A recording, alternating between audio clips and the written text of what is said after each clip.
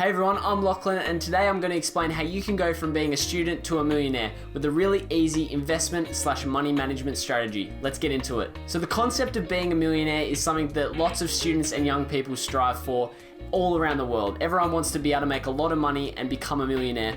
And I know that that dream can sometimes seem really unrealistic and seem very distant, and lots of people never ever actually achieve that goal. Students often work casual jobs that don't pay very much, and we often have to save so that we can have the lifestyle that we want, where we can hang out with our friends, go get some coffee with them.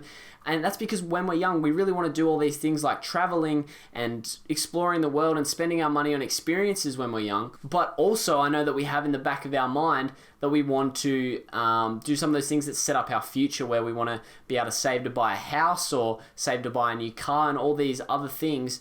And we got caught in this tension between, I want to have the lifestyle I want, but I also want to be able to set myself up the best I possibly can for my family and for my future. And this is something I've personally experienced, but it doesn't have to be this way. We can have the lifestyle that we want, but also be setting ourselves up for our future in the process. And that's what I'm going to be talking a little bit about today, in terms of how we can start investing in some things that will set us up well into the future for the very, very long term, while still being able to have the lifestyle that we want today. So the strategy I'm talking about is actually called dollar cost averaging, and this strategy utilizes the stock market and compound interest in combination, and it's a way to compound your growth and your gains from the stock market over the very, very long term. And we're talking like 30 to 50 years here. So you may be asking, what is dollar cost averaging? So dollar cost averaging is an investment strategy where the aim is to capture the average price of a particular investment over the very, very long period of time. It also allows you, the investor,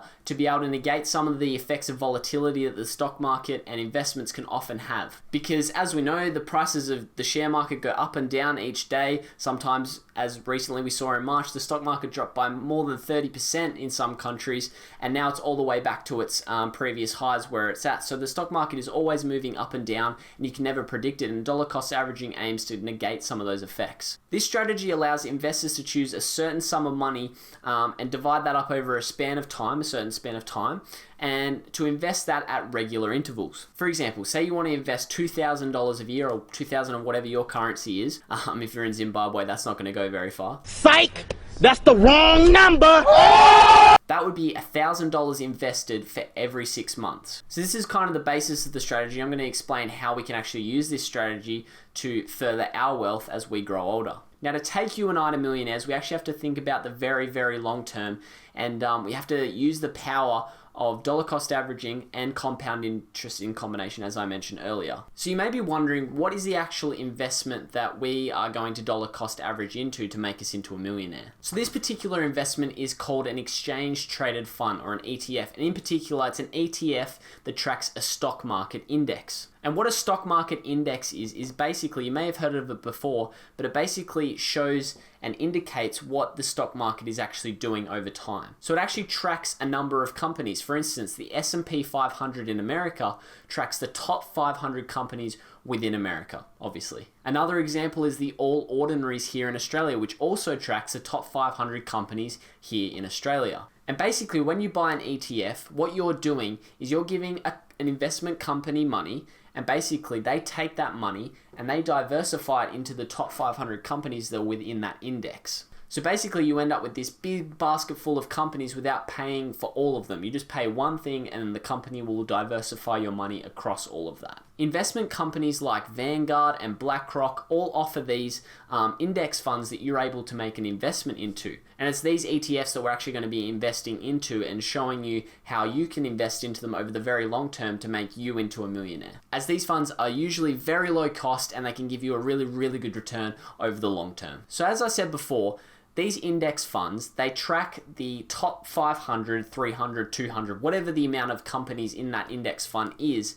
And over the past 90 to 100 years, we can actually see what the average return for one of these index funds is over that 90 or to 100 year period. And over that time, these indexes have actually given back 6 to 10% on average per year. It depends on which one you look at, and you can actually Google whichever index you want and you say S&P 500 90 to 100 year returns, and it'll actually come up with an average return over that long time. And for instance, the S&P 500's return is 10% over the last 90 to 100 years. Now, if you ask me, that is a pretty good return in comparison to something you get in like a savings account, which for instance is maybe a max of 2% per year, which actually doesn't even beat inflation, if you know what that is. And to many of you, that may not sound like a very big return, 6 to 10%. It's like, oh, that's not actually that much. But I'm actually going to show you some examples of what 6 to 10% does over the very, very long term.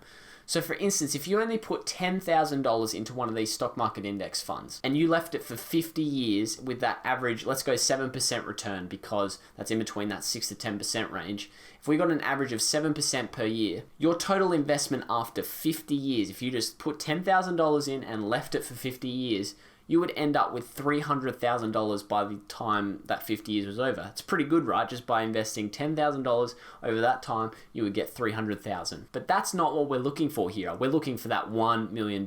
So what we're going to do is actually going to use our dollar cost averaging strategy. As I previously mentioned, what we're going to do is we're going to invest consistently over the very, very long term. Not just a one-time investment like our previous example, but we're actually going to invest every single year of those 50 years. And we're going to see our compounding gains just grow annually and annually. So say we decided to invest $5,000 a year and we just wanted to invest that one time a year. Just every single year we set a date where we're going to invest $5,000 each and every year. And we committed to putting $5,000 into the stock market index fund for the next 50 years. We would end up putting a principal amount of $250,000 into the stock market over that 50-year period, which seems like a lot of money. But what's really interesting, because of the compounding interest on that amount, the total interest that you would have gained on that $250,000 investment over that time is $1.92 million. So that means that you now have the 1.92 plus $250,000, you'd be over $2 million richer. You would have gained nearly $2 million in interest. How amazing is that? That's the power of compound interest and this strategy. That brings us to a total of $2.17 million over the 50-year period, which is an absolute insane amount. We've gone from investing $5,000, $5,000, $5,000 over 50 years, and we end up with $250,000 of our own money invested, but from those 7% returns each and every single year compounding on top of each other, we eventually get this really large growth curve going all the way up to $2.17 million, which is incredible. That is 7 times more money than if you just took $10,000 and left it in the market for 50 years. Because we were consistently putting money in, and the more money that goes in, the more returns that we can actually get on that money. And it was just compounding and compounding and compounding, getting that average price where we can get these really large growth curves each and every time. And that's the true power of compound interest and using dollar cost averaging in combination. And you don't have to put $5,000 in every year. That might be a bit too much and that might be out of your budget. But say you're willing to put half of that in, like $2,500 in per year, you would actually only be investing $125,000, but you would earn over $900,000 in interest, bringing you over that $1 million mark in actuality, which is really awesome as well. So you don't even have to invest $5,000 to get to that $1 million mark. You can invest $2,500 a year for the next 50 years and you'll eventually get to that $1 million mark. And it's a really, really cool concept, being able to take just a little bit of money each year, just saving that $2,000 to $5,000 a year and investing that consistently into an ETF or index fund and just leaving it for 50 years, and you will eventually become a millionaire.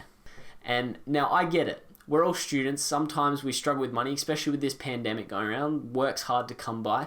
And many of you are probably saying to me, well, that's great. I don't exactly have a spare $5,000 to chuck into the stock market each year. And I would say that is totally fair. That is, it's quite a large amount of money just to scrounge up each and every year. Lots of us have got bills and things we have to pay for. And there's some things that I could actually suggest for you in your case. So number one is to start keeping a budget and start keeping track of your money. In this way, you'll know what you're saving and what you are spending your money on. You'll be able to understand how much you're saving per week and how much you're spending each week and where that money is actually going. And you'll be able to set some goals with that budget to be able to get to the place where you can have that money to invest and grow your returns over the long term. And often budgeting can seem really, really complicated and people make it really complicated, but in the future I'm going to be making a video where I explain how easy budgeting actually can be and how you can do it yourself so that you can keep track of your money and invest and be wise with your money as well. Number 2 is to cut down on your expenses. Now, some people will tell you that you just have to completely cut things out of your life. There's no more getting coffee from the coffee shop. There's no more getting food with your friends. There's things like that. And a student, I think that opinion is way too extreme because, as you know, as a young person and a student, we want to be social. We want to hang out with our friends and do lots of those things. My philosophy is that you should be able to change your expenses, not completely cut things out. For instance, with the coffee thing, maybe instead of getting that coffee from the coffee shop, you can actually make it at home. Invest in a pod machine or invest in a coffee machine that's really good where you can take it to work with you or take it to school with you. Or when you're eating out with friends, maybe sometimes you don't always go out. You actually invite your friends over and you all go to the supermarket and share the expense of that and make a really good home cooked meal. There's different things you can do to be able to change your expenses to where you're not spending so much money and you can actually save a little bit more, and that's where budgeting comes in as well. You don't necessarily have to give up the lifestyle that you want. You can actually pursue that lifestyle while still being able to save and be wise with your money. And finally, number 3, maybe build up that investment amount that you want to put into the stock market index fund. For instance, if you're 18 years old, you may not have $5,000 sitting around, but you may have $500 or $1,000. And you can actually invest this money, and as your career changes, as your circumstances changes, you can actually invest more and more money to be able to build up that wealth over time. But you don't have to start with $5,000. You can literally do this with $1,000 if you wanted. So to recap, becoming a millionaire isn't easy, but it is achievable, as I've shown you today. I've shown you the power of dollar cost averaging and compound interest over a very, very long period of time. And these investments, as you keep investing and stay consistent in the market and continue to commit to that, will build your wealth into a giant snowball over time. And this will create compounding gains year over year as you continue to invest. In the future, I'll be doing more videos on personal finance and how you can save, spend, and invest your money wisely as a young person or student. Make sure if you have any comments or questions about stock market index funds, ETFs, or anything, you just leave those down below and I'll be sure to answer them. If you've got any things you want answered in a video, make sure you leave them down there too. Leave a like and subscribe. We're going to be doing some more videos on this channel that I'm really excited about, and this journey's just beginning, so make sure you hit that. And I'm really excited to see you guys in the next one. See ya.